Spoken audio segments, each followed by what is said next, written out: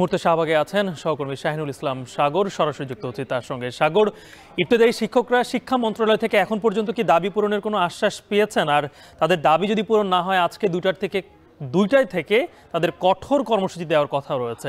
সর্বশেষ কি তথ্য আছে আপনার কাছে?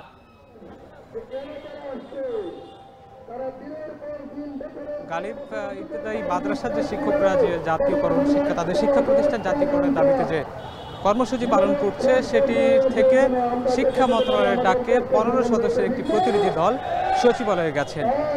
আমার সবশেষ যখন তাদের সঙ্গে মুঠোফোনে কথা হয়েছে প্রতিনিধি দলের একজনের, তিনি তখন সচিবালয়ে প্রবেশ করছিলেন। তার আগে তিনি জানিয়েছিলেন যে দুপুর 2টার দিকে যদি তাদের কর্মসূচি বাস্তবায়ন না হয়ে থাকে তাহলে দুপুর 2টার দিকে নতুন কর্মসূচি দেওয়ার তারা ঘোষণা দেওয়ার কথা জানিয়েছিলেন। যদিও গতকালও তারা একটা আলটিমেটাম দিয়েছিলেন যে আগামী 24 ঘন্টার মধ্যে যদি তাদের কর্মসূচি তাদের দাবি আদায় না হয়, অর্থাৎ শিক্ষা প্রতিষ্ঠান তাদের যে জাতীয়করণের এক দফা দাবি পূরণ না হয়, সেক্ষেত্রে তারা কঠোর আন্দোলনের হুঁশিয়ারি দিয়েছিলেন।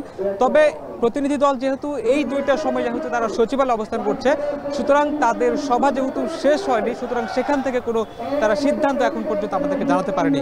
এইখানে আমি তাদের সঙ্গে যোগাযোগ করার চেষ্টা করেছি এবং এখানে যারা তাদের প্রতিনিধিত্ব দলের আরও কিছু অংশ এখানে নিশ্চয় রয়েছে, তারাও সেখান থেকে তারা কোনো সাড়া পাননি। সুতরাং এখন পর্যন্ত কোনো সিদ্ধান্ত হয়নি যে তারা কোন দাবি দাওয়া যেটা চেয়েছিলেন সেটা তারা পাচ্ছেন কিনা।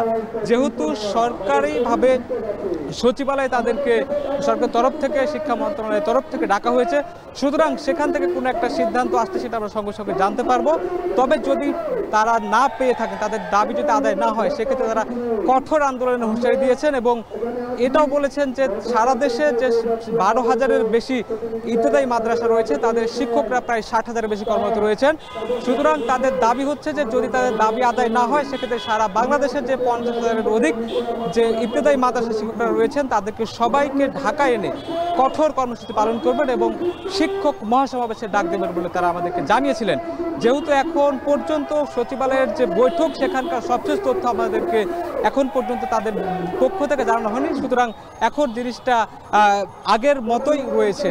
তো সব কিছু যদি বলতে চাই তাহলে বলা যায় যে সারা দেশের যে শিক্ষা প্রতিষ্ঠানগুলো রয়েছে তাদের জাতীয়করণে তারা জোর দাবি তুলেছেন এবং তারা অনেকেই বলছে যে তাদের শেষ বয়সে এসে প্রায় 40 বছর ধরে অনেকে শিক্ষকতা করছেন, শেষ বয়সে যে কোন পেশায় তারা ঝুঁকবেন সেটিও তাদের কোনো সম্ভাবনা দেখছেন না।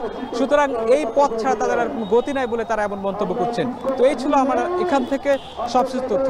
গালিব, চাকরি জাতীয়করণের দাবিতে শাহবাগে আজকেও অবস্থান কর্মসূচি পালন করছেন ইবতেদায়ী শিক্ষকরা। সেই বিষয় নিয়ে সর্বশেষ জানাচ্ছিলেন সহকর্মী শাহিনুল ইসলাম সাগর।